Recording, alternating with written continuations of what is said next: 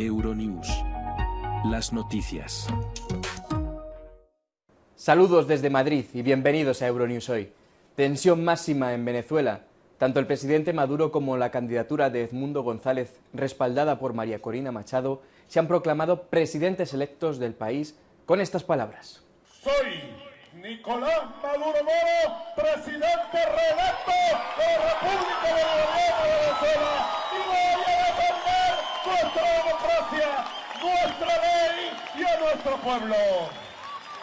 Queremos decirle a todos los venezolanos y al mundo entero que Venezuela tiene un nuevo presidente electo y es Edmundo González.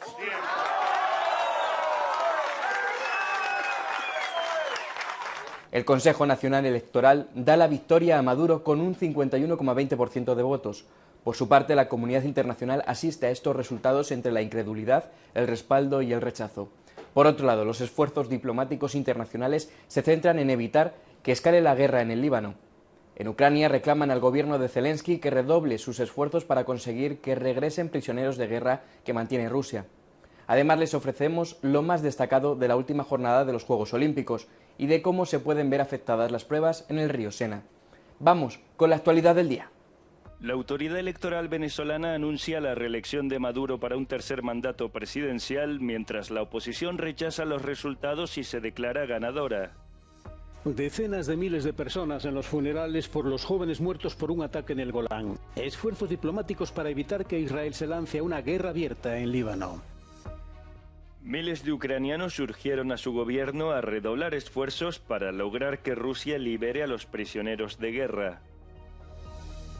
Nicolás Maduro ha sido reelegido para un tercer mandato presidencial de 6 años en Venezuela, según anunció el Consejo Nacional Electoral con el 80% del escrutinio. Los resultados oficiales dan la victoria a Maduro con un 51,2% de los votos frente al 44,2% de los apoyos cosechados por el opositor Edmundo González Urrutia. Nicolás Maduro Moro, del Gran Polo Patriótico, obtuvo 5.150.092 votos, con un 51,20%.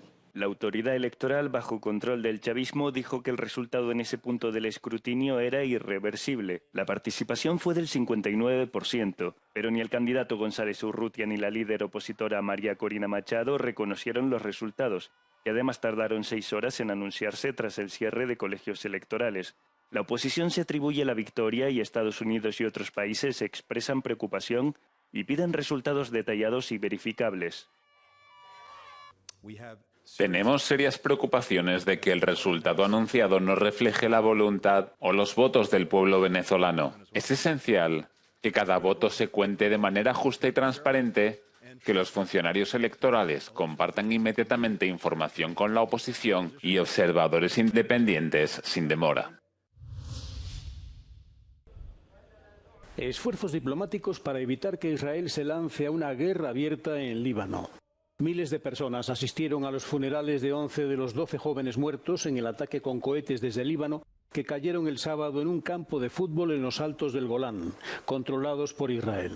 El ataque fue el más letal contra civiles en zona de Israel desde que comenzó la guerra sobre Gaza. Tel Aviv asegura que el grupo libanés Hezbollah es responsable del ataque. Hezbollah, el apoderado de Irán en la región, no será exonerado por este suceso a pesar de sus absurdas negaciones. Ellos dispararon, ellos pagarán el precio y pagarán un alto precio por sus acciones. El primer ministro israelí, Benjamin Netanyahu, acortó el viaje a los Estados Unidos para regresar a Israel y presidir una reunión de emergencia. Dio vía libre a decidir sobre la forma y el momento de la respuesta. Hezbollah se apresuró a negar cualquier participación en el ataque del sábado, que ha suscitado temores de que se inicie una guerra regional más amplia en Oriente Medio. En Tokio, el secretario de Estado de Estados Unidos, Antony Blinken, insistió en que no hay justificación para el terrorismo y advirtió contra el riesgo de una escalada. No queremos que el conflicto se agrave y tampoco queremos que se extienda. Ese ha sido uno de nuestros objetivos desde el 7 de octubre y seguiremos haciéndolo. El ministro de Asuntos Exteriores del Líbano, Abdallah Bouhabib, aseguró este domingo que el gobierno libanés pidió a Washington que instara a Israel a la moderación, en un intento de calmar la situación. Hezbollah comenzó a disparar cohetes contra Israel al día siguiente de la incursión de Hamás el 7 de octubre. Los ataques aéreos israelíes en el Líbano han matado a más de 500 personas, en su mayoría miembros de Hezbollah, pero también a unos 90 civiles. Del lado israelí han muerto 46 personas.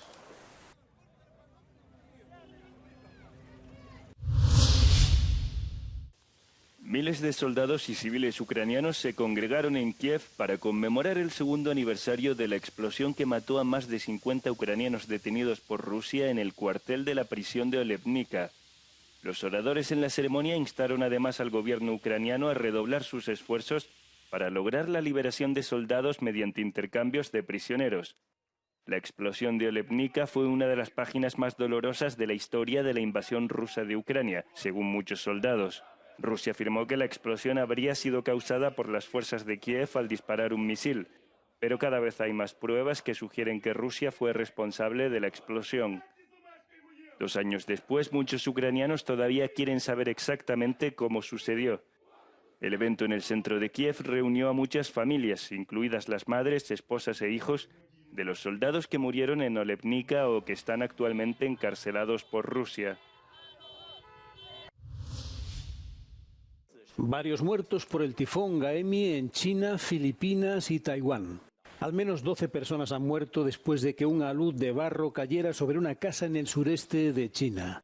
Se trata de las primeras muertes que se registran en China después de que el tifón tocara tierra el jueves pasado y se degradara a tormenta tropical. Antes de llegar a China, el tifón intensificó las de por sí ya torrenciales lluvias monzónicas en Filipinas, dejando al menos 34 muertos.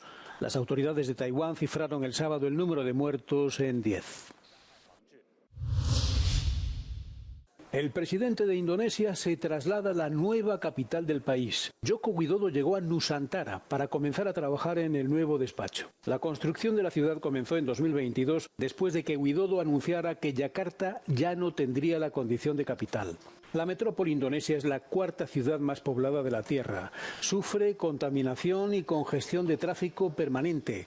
Es propensa a terremotos y se hunde rápidamente. Pero el proyecto de nueva capital de Nusantara ha sido criticado por los ambientalistas que aseguran que degrada el medio ambiente. A la playa en Ucrania pese a la guerra. La amenaza de los repetidos bombardeos rusos sobre la ciudad costera de Odesa no impide que la gente intente disfrutar del verano. Obstáculos de cemento como barricada y seguro contra aterrizajes y continuas advertencias de minas diseminadas forman parte de la amenazante situación diaria. El sector turístico ucraniano también ha quedado devastado por la invasión rusa. La mayoría de los hoteles aún no pueden abrir legalmente debido a las restricciones de seguridad.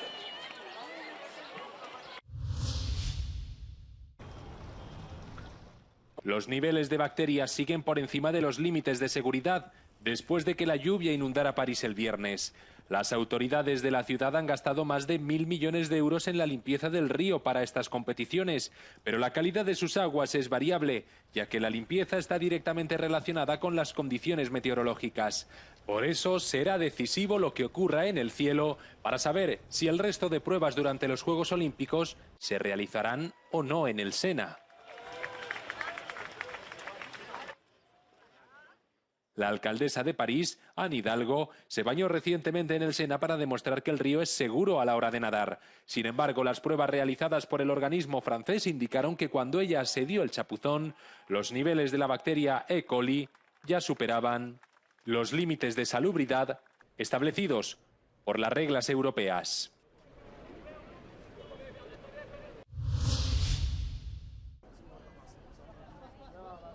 Redes de fibra óptica saboteadas en varios departamentos de Francia. Las instalaciones de varios operadores de comunicaciones fueron blanco de actos vandálicos durante la noche del domingo y la madrugada de este lunes. La empresa francesa de telecomunicaciones SFR informó de daños deliberados en sus líneas de 6 departamentos franceses. Una fuente policial informó de cortes de líneas de fibra óptica que afectaron a las comunicaciones tanto de teléfonos fijos como de móviles. No hay ningún grupo que se haya atribuido los daños. Las comunicaciones de los Juegos Olímpicos no se han visto afectadas hasta ahora. Estos actos de sabotaje se producen 3 días después de lo que la policía calificó de actos maliciosos coordinados, que tuvieron como objetivo los ferrocarriles franceses y que perturbaron gravemente el tráfico ferroviario este fin de semana.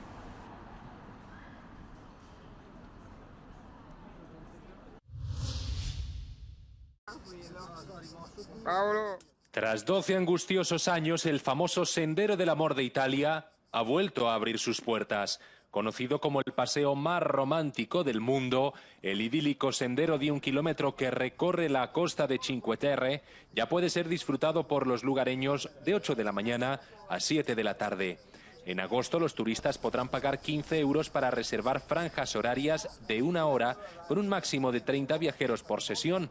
El sendero, muy popular entre los visitantes, se cerró en 2012 después de que un corrimiento de tierras dañara la pasarela e hiriera a 4 extranjeros. Lo que siguió fue una década de reparaciones que costaron unos 22 millones de euros. Ahora los románticos empedernidos podrán disfrutar del esplendor visual de Riomaggiore a Manarola, desde las espectaculares vistas al mar Mediterráneo hasta las coloridas delicias arquitectónicas. El sendero de la Vía dell'Amore se construyó en 1920 junto con las obras de mejora de una línea de ferrocarril regional. Los trabajadores del ferrocarril necesitaban un sendero durante las obras y cuenta la leyenda que se convirtió en un punto de encuentro para los amantes de las dos ciudades. Tras un siglo desde su creación y otra década de cierre, uno de los hitos menos conocidos de Italia volverá a ser romántico. Hasta aquí el informativo de este lunes. Gracias por seguirnos, por sus comentarios de las elecciones en Venezuela o de lo que quieran, por darle a me gusta a nuestra información. Ya saben que estaremos pendientes de todo lo que ocurre en Venezuela y en el resto del mundo a través de nuestra página web. Les dejamos con el No Comen del Día, en el que verán los destrozos que están dejando las tormentas en Letonia. Buenos días, buenas tardes, buenas noches.